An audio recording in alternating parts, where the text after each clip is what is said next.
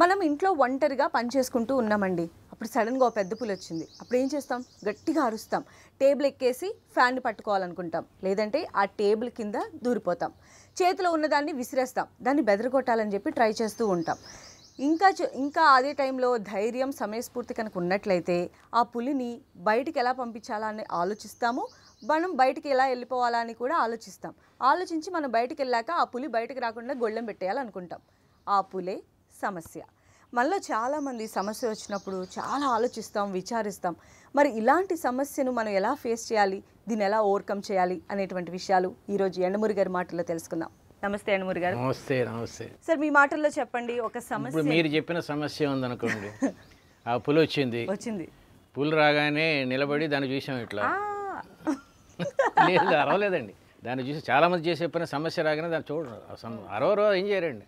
నా ఉంగరాలు, నా తాయెత్తులు, నా బోడిగుండు ఇవి మాత్రమే నన్ను రక్షిస్తాయని చెప్పి హ్యాపీగా ఉంటారండి. ఇది ఒక రకం. రెండో రకం, పులి రాగానే అసలు అరవటాలు గిరవటాలు లేదు, అక్కడే గుండెవి చచ్చిపోతారు. మేబీ నేను అదే. మూడో వాళ్ళు ఏం చేస్తారంటే, ఆ పులి నన్నేం చేస్తుందిలే, నమస్కారం చేసి బాగున్నావా, టిఫిన్ చేసావా, హ్యాపీయా అని ఎస్కేప్ అయిపోతారు సమస్య నుంచి. ఈ మూడు రకాలండి సమస్యకు. కొంతమంది నన్ను జ్యోతిష్యుడు, అక్షరాల్లో మార్పు, ఉంగరాలు, తాయెత్తులు రక్షించుకునేవాళ్ళు ఒక రకం. అసలు సమస్య రాగానే హార్ట్ అటాక్ వచ్చి హాస్పిటల్లో చేరేవాళ్ళు చాలామంది. మూడో రకం ఏంటంటే, నేను చెప్పినట్టు ఎస్కేపింగ్. అసలు దాన్ని పట్టించుకోరు, కోర్టుకు కూడా వెళ్ళరు. కోర్టు నోటీస్ వచ్చినా వెళ్ళరు. మళ్ళీ ఎన్బిఏ క్లైమాక్స్కి వెళ్ళే వరకు సమస్య పట్టించుకోరు. ఈ మూడు రకాలు ఉన్నవాళ్ళు మీరు చెప్పిన దాంట్లో పులి ఎగ్జాంపుల్కి సరిగ్గా పనిచేస్తారు. అయితే మీరు చెప్పారు గురుజీ, ఫస్ట్ రకం వారి గురించి మనం మాట్లాడుతున్నాం. తాయెత్తులు కట్టుకుని నిజంగా అంటే సమస్య వచ్చినప్పుడు తాయెత్తులు ఇలాంటివన్నీ నమ్మితే సమస్య తీరిపోతుంది. నేను నమ్మాలా వద్దా అంటలేదండి. తిరుపతి వెళ్తే సమస్య పరిష్కారం కాదండి. తిరుపతి వెళ్ళటం వల్ల ఆ సమస్య నుంచి బయటపడే ధైర్యం వస్తే రావచ్చేమో కానీ కేవలం, ఎందుకంటే కొన్ని కోట్ల మంది వెళ్తారు.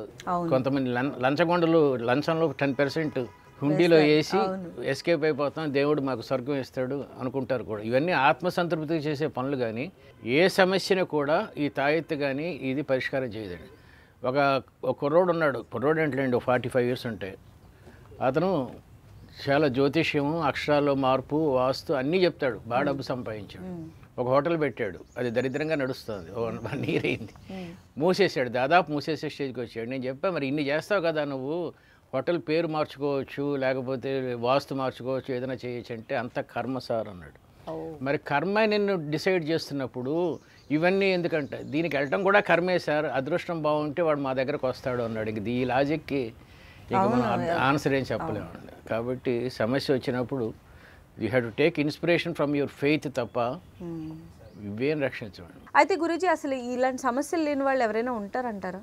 ఒక కుర్రోడు, మీరు 10th class చదివేటప్పుడు ఏమనుకున్నారు? తొందరగా చదువు పూర్తి అయిపోతే నేను హ్యాపీగా ఉండొచ్చు, పొద్దున్నే లేచి రాత్రి 9 వరకు చదువుకునే వయసులో అనుకున్నారు కదా. మీరుకంటే ఓకే, మామూలు చదువు పూర్తయిన ఒక కుర్రోడు ఉద్యోగం రాకపోతే, ఉద్యోగం వస్తే ఎంత బాగుండు, బోల్డ్ పాకెట్ మనీ వచ్చేది అంటాడు.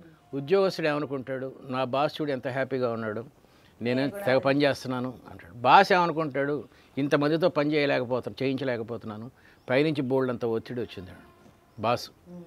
బాస్ ఏమనుకుంటాడు, తొందరగా రిటైర్ అయిపోయి హ్యాపీగా ఉంటే బాగుండు. కానీ ఈ ప్రపంచంలో అందరికన్నా కష్టం పడేది రిటైర్ అయిన వాళ్ళండి. ఏం చేయాలో తోచక మన వాళ్ళని పాడు చేసి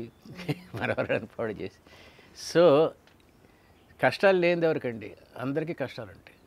గెలిచిన వాళ్ళకి ఇంకా ఎక్కువ కష్టాలు ఉంటాయి. 10 మందిని నాయకుడిగా పోషించాలి, తర్వాత గమ్యం ఆలోచించాలి, రకరకాలుగా చేయాలి, వాళ్ళకి ఇంకా ఎక్కువ కష్టాలు ఉంటాయి. మరి సమస్య లేనివాడు ఎవడు? తన సమస్యను ఒక అనుభవంగా తీసుకొని, తన సమస్య నుంచి ఒక అనుభవం పొంది, ఒక అనుభూతి పొంది, నెక్స్ట్ సమస్యలోకి వెళ్ళటమే విజయం అనుకునేవాడు, వాడు కరెక్ట్గా ఉంటాడు. ఆడవాళ్ళ గురించి తీసుకుందాం. ఆడవాళ్ళకి సమస్యలు లేవా అంటే, తాగుబోతు భర్త, కొట్టే భర్త, మాట వినని భర్త, సెకండ్ సెటప్ ఉన్న భర్త, థర్డ్ సెటప్ ఉన్న భర్త, ఇన్ని కష్టాలు ఉంటాయి. పనిచేసే ఆడవాళ్ళు పనిచేయని ఆడవాళ్ళని చూసి ఎంత హ్యాపీగా ఉన్నారో, ఇంట్లో వంట చేసుకుని టీవీ చూసుకుంటుంటారు. పనిచేయని ఆడవాళ్ళు పనిచేసే ఆడవాళ్ళకి ఎంత డబ్బులు వస్తున్నాయో హ్యాపీగా పాకెట్ మనీ ఉంటుంది అన్నమాట. సో సమస్య లేనిది ఎవరికి, అందరికీ సమస్య. సో మీరు చెప్తూ ఉన్నారు సమస్య అనేది ప్రతి ఒక్కరికి ఉంటుందని. అసలు ఈ సమస్య వచ్చినప్పుడు దీని నుంచి ఎలా బయటపడాలని? అసలు సమస్యలు 2 రకాలండి, తీర్చగలిగేవి, తీర్చలేనివి. బ్లడ్ క్యాన్సర్ ఉందనుకోండి, సమస్య తీర్చడం, దానికి అడ్జస్ట్ అయ్యి ఎలా బతకాలో చూసుకోవాలి. తీర్చగలిగేవి అంటే తీర్చగలిగే వాటిలో వచ్చే సమస్యలు కూడా ఉంటాయి. 3 రకాలు యాక్చువల్గా. నేను ఉదాహరణ చెప్తే అర్థమవుతుంది. ఒకడికి నత్తి ఉంది, ఆ నత్తి వల్ల అతనికి ఆత్మన్యూనతాభావం అంటే ఇన్ఫీరియారిటీ కాంప్లెక్స్ వచ్చింది కదా. సమస్య నత్తి, ఇది 2 రకాలండి. తీర్చగలిగే నత్తి, తీర్చలేని నత్తి. ఎట్లా అది? ఒకటి ఫిజికల్ అనుకోండి, సంథింగ్ రాంగ్ హియర్, అది తీర్చలేము. తీర్చగలిగేది అనుకోండి, ఫాస్ట్గా మాట్లాడేస్తాడు, వాడికి నత్తి వస్తూ ఉంటుంది. ఇది తగ్గించుకోవచ్చు అండి, అర్థమైంది కదా. సో ఈ లాస్ట్ది ఆత్మన్యూనత, ఇది సి అనుకుందాం. బి, ఏ ఏమో ఫిజికల్ నత్తి, బి మెంటల్ నత్తి, సి ఆత్మన్యూనత. బిని ఎరాడికేట్ చేసామనుకోండి, వాడు స్లోగా మాట్లాడటం నేర్చుకున్నాడు, నోట్లో చిన్న రాయి పెట్టుకొని మాట్లాడుతున్నాడు, సి పోతున్నాడు. బీసీలు 2 పోతాయి. సో ఏ గురించి అసలు పట్టించుకోకూడదని.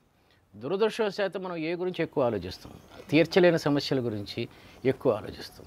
అలానే చాలామంది ఒక సమస్య వచ్చినప్పుడు చాలా కంగారు పడిపోతారు గురూజీ. ఏంటంటే ఇప్పుడు ట్రైన్ జర్నీ అనుకోండి, ఇక వెళ్ళే ముందు వీళ్ళు పడేటువంటి కంగారు మామూలు కాదు. ఎక్కి కూర్చున్న తర్వాత కూడా మొత్తం బాక్స్ ఓపెన్ చేసి అన్ని చెక్ చేసుకుంటారు, మళ్ళీ కొన్ని మర్చిపోతారు. అవును, కంగారు వల్ల వస్తుంది. అండ్ కొంతమంది స్టూడెంట్స్ ఎగ్జామ్కి వెళ్ళే ముందు ఏడుస్తారంట కూడా గురూజీ. మరి దీన్ని ఎలా చూస్తారు మీరు? దీన్ని థాలమస్ ఎమిగ్డాలా అని చెప్పి లాస్ట్ డిస్కస్ చేసాం మనం ఒకసారి. ఎక్కువ ఎమిగ్డాలా ప్రభావం ఉన్న వాళ్ళు ఎక్కువ టెన్షన్, ఓరియంటేషను, వాళ్ళు ఏది వచ్చినా పట్టలేని దీనిగా ఉంటారండి. ఉదాహరణకి దీనికి స్టేజెస్ కూడా మనం ఒకసారి డిస్కస్ చేస్తాం, డిఫరెంట్గా డిస్కస్ చేద్దాం. ఒక తల్లి ఉంది, తండ్రి ఉన్నాడు, కూతురికి 22 ఏళ్ళు, మరుసటి రోజు లేకపోతే నెక్స్ట్ డే పెళ్ళి. ఆ అమ్మాయి మంగళసూత్రాలు అవన్నీ పోయినాయి నైట్. ఫస్ట్ పిచ్చెక్కిపోతారు, ఇంకా 2 డేస్లో పెళ్ళి. ఇంకా అక్కడి నుంచి వచ్చి నాకు పాల్ అని ఉన్నాడు చూసారు, ఎలక్షన్స్ పడతాడు, నాకు పాల్ తెలుసు, అతనితో అమెరికా ప్రెసిడెంట్కి ఫోన్ చేయిస్తాను పాల్తో అని చెప్పి ఎవడో వచ్చి మనకి సలహా ఇస్తాడు. రకరకాల సలహాలు, అసలు పని మనిషిగా కొట్టేసి ఉంటుందని ఇంకోటి అంటాడు కదా. ఇలా కన్ఫ్యూజ్ అయిపోయి ఏం చేయాలో తెలియదండి. ఇది సమస్య వచ్చినప్పుడు మన రకరకాల స్టేజెస్ ఇవే ఎక్కువైతే రైల్వే స్టేషన్లో బాధపట్టాలు, కంగారు పట్టాలు, ప్రతి చిన్న విషయానికి. అయితే మీ లైఫ్లో ఎప్పుడైనా ఇలాంటి సమస్య ఎదుర్కొన్నారా? దాన్ని ఇన్ని కబుర్లు చెప్పాను నేను, చాలా పెద్ద సమస్య ఎదుర్కొన్నానండి. బట్ ఇప్పుడు నవ్వుకునే సమస్య ఇది. ఒకసారి నేను ఒక ఊరు వెళ్ళాను, ఆ ఊర్లో లంచ్ ఇచ్చాడు నాకు ఒక ఆయన. మా ఊళ్ళో అందరూ యువకులు డ్రింక్ చేస్తారండి భోజనంలో, లంచ్ టైంలో, మధ్యాహ్నం పూట కూడా అన్నాడు. ఆ రోజు నేను చెప్పబోయేది ఒక ఉమెన్స్ కాలేజీలో వెలిడిటరీ ఫంక్షన్, అంటే కాలేజీ వదిలేసి వెళ్ళిపోతున్నారు అమ్మాయిలందరూ. వాళ్ళకి చెప్పా, ఇప్పుడు పరీక్ష రాశారు, పాస్ అయ్యారు, ఇంతకన్నా పెద్ద పరీక్ష ఇంకోటి ఉంటుంది, దాని పేరు పెళ్ళి అంటారు, మీకు రాబోయే మొగుడు ఎవరో తెలియదు, ఈ ఊళ్ళో అందరూ మందు కొడతారంట భోజనంలో కూడా, లంచ్లో కూడా అని చెప్పా. వాడు న్యూస్ పేపర్ ఏం చేశాడు, ఫలానా ఊళ్ళో అందరూ డ్రింక్ చేసి భోజనం చేస్తారట అని చెప్పి న్యూస్ పేపర్లో వేసాడు. అప్పుడు ఆ ఊరి నుంచి నాకు ఫోన్ వచ్చింది, 1,50,000 ఇస్తావా, కోర్టులో కేసు వేయమంటావా.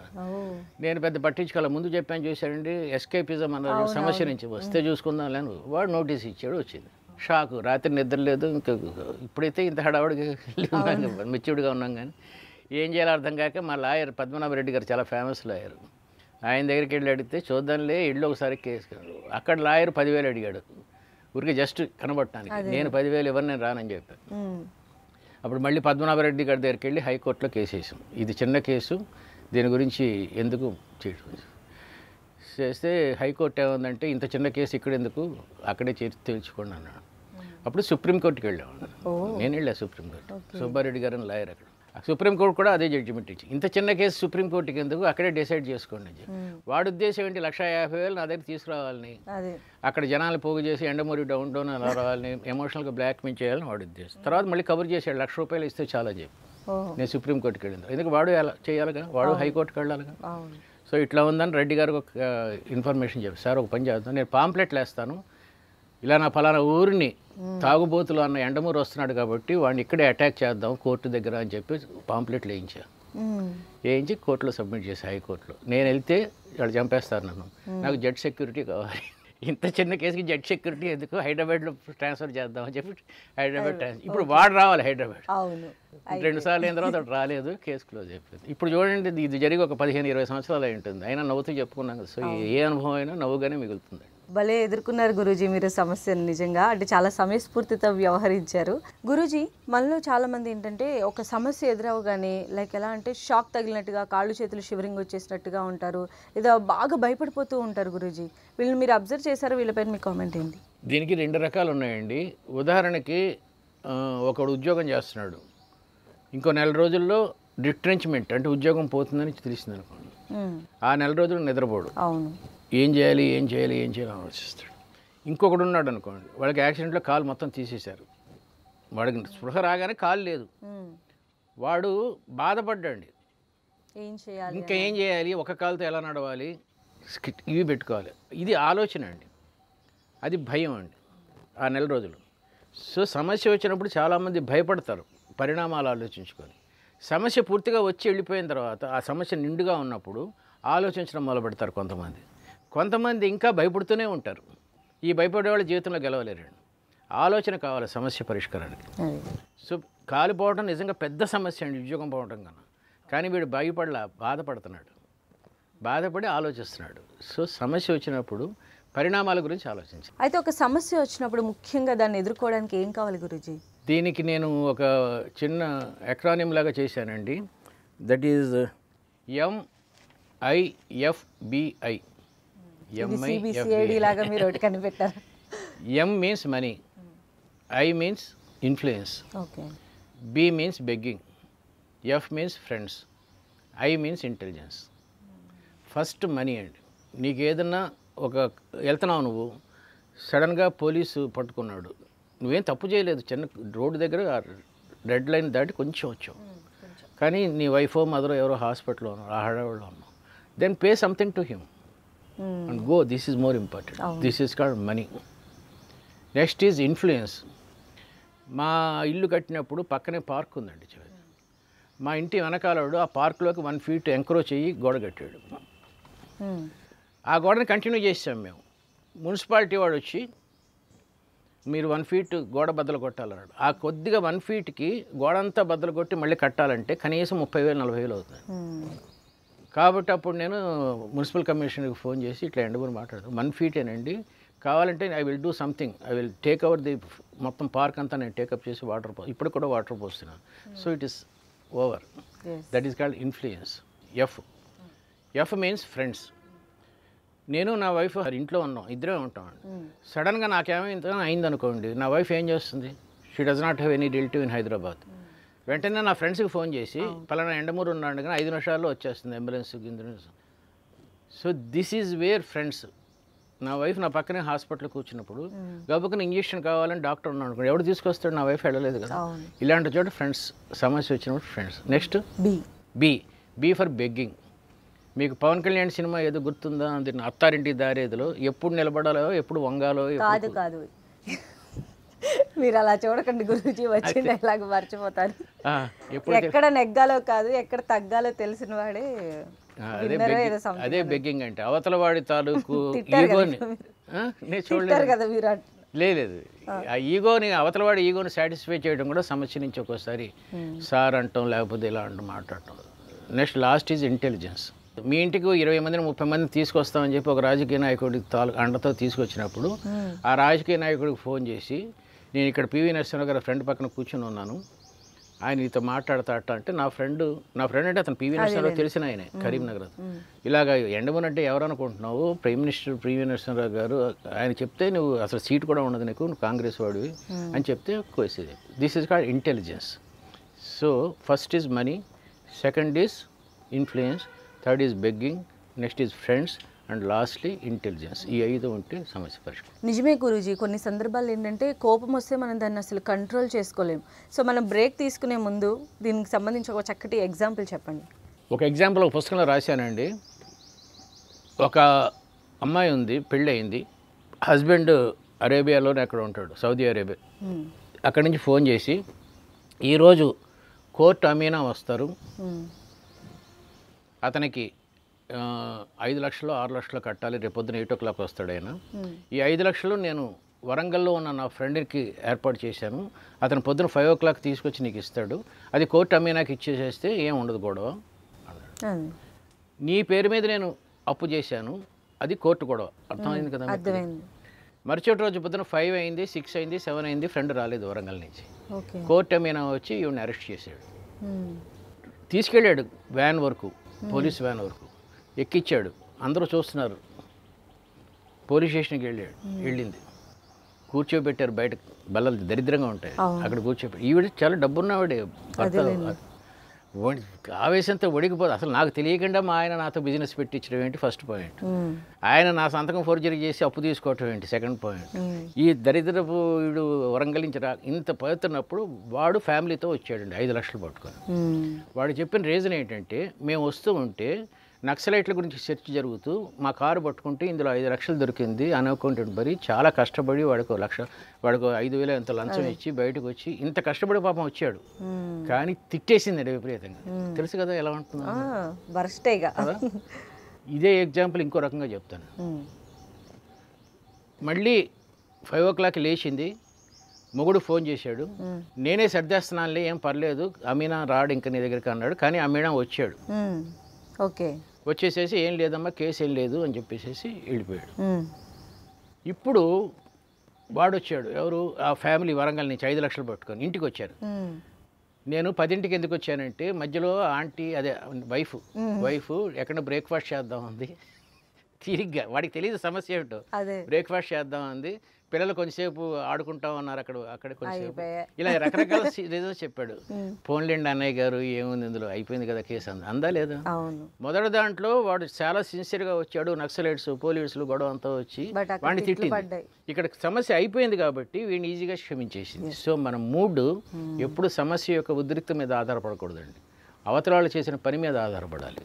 అప్పుడు సూపర్గా చెప్పారు గురూజీ. ప్రతి సమస్య వల్ల ఒక ఉపయోగం ఉంటుంది అని చెప్పి మీరు ఒక పుస్తకంలో రాశారు. అంటే సమస్య వల్ల మనకు అసలు యూజ్ కూడా ఉంటుందంటారా? అసలు నాకు మీరు ఎప్పుడన్నా అంబులెన్స్కి ఫోన్ చేశారా మీ లైఫ్లో? చేసే ఉంటారు, చేయకపోయి ఉండొచ్చు.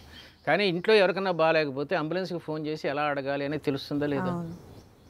అక్కడికి వెళ్ళిన తర్వాత ఎమర్జెన్సీ వార్డులో ఎట్లా కట్టాలి, వాడి డబ్బులు ఎట్లా కట్టాలి, అసలు ముందు వాడు గుండె ఆగిపోతుంటే లోపలికి తీసుకెళ్ళకుండా డబ్బు కడతాడా, లేకపోతే డబ్బు లోపలికి వెళ్ళండి అంటాడా, ఇవేం తెలియదు కదా. ఇదే సమస్యకి వచ్చే లాభం అండి. నేను మా బ్యాంక్ దాంట్లో కోర్టుకి వెళ్ళినప్పుడు చాలా ఊహించుకున్నాను. కోర్టులో అంటే కృష్ణ, శోభన్ బాబు, ఈ సమాజం ఇలా మారాలంటే, ఇట్లా జరగాలంటే, ఈ వ్యవస్థ ఎవడు ముద్దాయి అసలు మాట్లాడండి. మీకు ఎవరికి తెలియని పాయింట్ ఇది. ముద్దాయి అసలు మాట్లాడకూడదు. వాడిని ఒకటే ప్రశ్న వేస్తాడు, నేరం చేసావా లేదా. చేయలేదు అంటే చెప్పమంటారా, అబద్ధం చెప్పమంటారా, అది కూడా లేదు. మళ్ళీ వాడిని ఇంకా 3 రోజుల ముందు శిక్ష చేస్తాడు దానికి. అలా చెప్పినది అసలు బటన్ కూడా పెట్టుకుని రెడీగా ఉండాలి, నవ్వకూడదు అసలు. ముద్దాయి అక్కడ జడ్జిని చూసి ఒకసారి నవ్వుతే వాడు సాయంత్రం వరకు ఉంచేసాడు ఒక ముద్దాయిని. అలాగా చేయకూడదు అవన్నీ. అసలు కాలు మీద కాలేసుకుంటే కూర్చోకూడదండి కోర్టులో జడ్జి ఎదురుగా. నేరం చేసావా లేదని అడుగుతాడు, చెయ్యలేదు అంటే అప్పుడు పబ్లిక్ ప్రాసిక్యూటర్ సాక్షులందరినీ తీసుకొచ్చి వీడు నేరం ఎలా చేశాడు అని నిరూపించాలి. డిఫెన్స్ లాయర్ ఏమో ఎందుకు చేయలేదని సాక్షులను ప్రశ్నించి డిఫెన్స్ లాయర్ ఇట్లా చేయాలి. ఇదే జరిగేదండి. లాస్ట్లో నీకు ఇంకేమైనా చెప్పుకోవాల్సింది ఉందా అని అడుగుతారండి. మళ్ళీ అదే మన సినిమాల్లో చూపిస్తారు. అదేం చెప్పుకోవాల్సి ఉందా అంటే ఇంకేదైనా సాక్ష్యాలు ఉన్నాయా అని డిఫెన్స్ లాయర్, అవే తప్ప ఇంకేం లేదండి. ఇది నాకు కోర్టుకి వెళ్ళటం వల్ల తెలిసింది. ఇది అభిలాష్ సినిమాలో కరెక్ట్గా యాజ్ ఇట్ ఈజ్గా పెట్టాం, అంతే తప్ప కొంచెం డ్రామా యాడ్ చేసి పెట్టాం సినిమా కాబట్టి, అంతే తప్ప ఇది లేకపోతే మనకి ఏమేం తెలిసేది కాదు కదా. సోక్రటీస్ ఒక చోట అంటాడండి, ఎలకలు కానీ లేకపోతే ఎలకల బోను తయారు చేసేవాడికి జీవనోపాధి ఏమిటి. అలాగే పురుగులు లేకపోతే ఫెర్టిలైజర్స్కి వీటికి పెస్టిసైడ్స్కి వాటికి ఏముంటుంది, బిజినెస్ ఉండదు కదా. చివరికి మరణం కూడా సమస్య కాదు, ఒక కాటి కాపరిని, ఒక చెట్టు కొమ్మలు కాల్చేవాడిని పోషిస్తుంది అంటాడు. This is the ultimate philosophy. ప్రతి సమస్య వల్ల ఒక లాభం ఉంటుంది. నిజమే గురూజీ. అయితే ఈ సమస్య పరిష్కారానికి ఒక చక్కటి సలహా ఏమన్నా చెప్తారా మాకు? మనం సమస్య వచ్చినప్పుడు మన ఎనర్జీస్ అన్నీ సరైన కోణంలో కాకుండా పక్క కోణంలో ఉపయోగించుకుంటాం. ఒక సమస్య డబ్బు వల్ల మనం చెప్పాను FBMA, మనీతో తీరిపోయే సమస్యని ఒక 5,000 10,000 ఇస్తే అయిపోయేదాన్ని ఉపయోగించుకోవడానికి ఫ్రెండ్స్ని ఉపయోగించుండు. వాడు దొరకడు మనకి ఫ్రెండ్, వాడు 5,000 ఇవ్వడానికి సిద్ధంగా ఉన్నాడు. సో రాంగ్ కాన్సెప్ట్స్ ఉండకూడదండి. దీనికి ఒక మంచి ఉదాహరణ చదివాను, చూడు ఎవరు రాశారో తెలియదు. ఒక సముద్రంలో పడవ వెళ్ళిపోతుంటే బ్రేక్ అయిపోతుంది పడవ. అందరూ పడవ చెక్కలు ఉంటాయి కదా, వాటి మీద బోర్ల పడుకొని అలా ఉంటారు. నాయకుడు చెప్తాడు వాడికి, ఒక కర్ర తెడ్డుగా పట్టుకోండి, వాడద్దు, పడుకోండి. కొంచెం దూరం వెళ్ళిన తర్వాత ఒడ్డుకి సమీపంలో షార్కులు ఉంటాయి, గుర్తుపెట్టుకోండి అని చెప్తాడు. వీడు ఎందుకు వాడద్దు అన్నాడంటే, నడి సముద్రంలో నువ్వు ఎంత తెడ్డు వేసినా సరే ఒడ్డుకు చేరుకోలేవు, నీ ఎనర్జీస్ వేస్ట్ చేసుకోకు, ఇంకొంచెం సేపట్లో నీకు షార్కులు వస్తాయి, వాటిని కొట్టడానికి తెడ్డులతో నీ ఎనర్జీని కాపాడుకో. బ్యూటిఫుల్ ఎగ్జాంపుల్ అండి. సూపర్. మన సమస్యలన్నింటిలో అనవసరంగా బోల్డ్ ఎనర్జీని వేస్ట్ చేసుకుంటాం, కానీ కరెక్ట్ బుల్స్ ఐ కొట్టడానికి ఉపయోగించు. ఇది పరిష్కారం. అయితే చివరిగా గురూజీ, అంటే మీరు చెప్పిన దాని ప్రకారం విన్ విన్ మూవ్ అనేది బెస్ట్ అంటారు. మరి దీనికి సంబంధించి ఒక విన్ విన్ మూవ్ అంటే నేను గెలవాలి, నువ్వు కూడా గెలవాలి, సమస్యని ఇద్దరం గెలవాలి అని విన్ విన్ మూవ్ అని అంటే అవి వ్యక్తులకు సంబంధించిన సమస్యలు వచ్చినప్పుడు. దీనికి ఒక ఎగ్జాంపుల్ చెప్తాను, నా లైఫ్లోనే ఎగ్జాంపుల్ అది. ఒక గొప్ప నటుడు ఉండేవాడు, ఇప్పుడు కూడా ఉన్నాడు, నెంబర్ 1. అతను డేట్స్ కాల్ షీట్స్ ఎవరికి దొరకవాడు, చాలా కష్టం. ఇతని దగ్గరికి ఒక ప్రొడ్యూసర్ వచ్చాడు, ఓల్డ్ ప్రొడ్యూసర్, అరౌండ్ 70 years. ఇతనితో అయిపోయిన తర్వాత 4-5 సినిమాలు తీసి మొత్తం నష్టపోయాడు. బట్ ఇతనికి ఫస్ట్ సినిమా ఇచ్చి ప్రోత్సహించి సెకండ్ సినిమా కూడా అలాంటి ఓల్డ్ మ్యాన్, కానీ నిర్మాతగా ఇంకా ఫెయిల్ అయిపోయాడు పూర్తిగా. ఇది ఒక పాయింట్. ఇతని ఇంట్లో పనిచేస్తూ అక్క అని వైఫ్ని అంటూ చాలా క్లోజ్గా ఉండి 3 years నుంచి తన సంసారాన్ని కూడా వదిలేసేసి ఇతని ఇంట్లో పనిచేసి ఒక దేవుళ్ళ పూజించే ఒక కుర్రోడు ఉన్నాడు. ఇతను ఒక సినిమా అడిగాడు, ఆ ఓల్డ్ మ్యాన్ ఒక సినిమా అడిగాడు. ఇది సమస్య, ఎవరికి ఇవ్వాలి. అప్పుడు ఈ కుర్రోడు కుర్రోడు అంటే నా హీరో ఆలోచించి ఏం చెప్పాడంటే, ఆ నిర్మాతకి ఎలాగో లేటెస్ట్ ట్రెండ్స్ తెలియదు, 5 సినిమాలు ఓల్డ్ అయిపోయాడు. ఈ సినిమాల బిజినెస్ తెలియదు కొత్తోడికి. సో ఒకడు నిర్మాతగా ఒకడు సమర్పుడుగా ఉండి ఒకటే సినిమా ఇద్దరికి చేస్తాను, లాభాలు పంచుకోండి అన్నాడు. This is called win win move. So చాలా బాగా చెప్పారు గురూజీ. మరి మన ఎపిసోడ్ ఎండింగ్కి వచ్చేసింది, మీ స్టైల్లో ఒక కోట్ చెప్పండి. పరిష్కారం ఉన్నది సమస్య, పరిష్కారం లేనిది కష్టం. కష్టం గురించి బాధపడకు, అది ఎలాగో పోదు. సమస్య వచ్చినప్పుడు విచారించకు, ఎందుకంటే దానికి కావాల్సింది పరిష్కారం. అర్థమైంది కదా? అర్థమైంది. సో ఏది కష్టమో ఏది సమస్య ఆలోచించుకో. సామాన్యులు గొప్పవాళ్ళు కూడా సమస్యలతో పోరాడతారు. సామాన్యుల కన్నా గొప్పవాళ్ళు ఇంకొక 5 నిమిషాలు ఎక్కువసేపు పోరాడతారు. ఓకే, నిజంగా చాలా చాలా థ్యాంక్స్ గురూజీ ఈరోజు. ఎందుకంటే చాలామంది సమస్యలు వచ్చినప్పుడు ఎలా ఫేస్ చేయాలి, వాటిని ఎలా ఓవర్కమ్ చేయాలి తెలియక కంగారు పడిపోతూ భయపడిపోతూ ఒక డిప్రెషన్లోకి వెళ్ళిపోతూ ఉంటారు. అలాంటి వారందరికీ కూడా ఈరోజు ఎపిసోడ్ ఒక చక్కటి సజెషన్ అవుతుందని కోరుకుందాం. Thank you so much Guruji.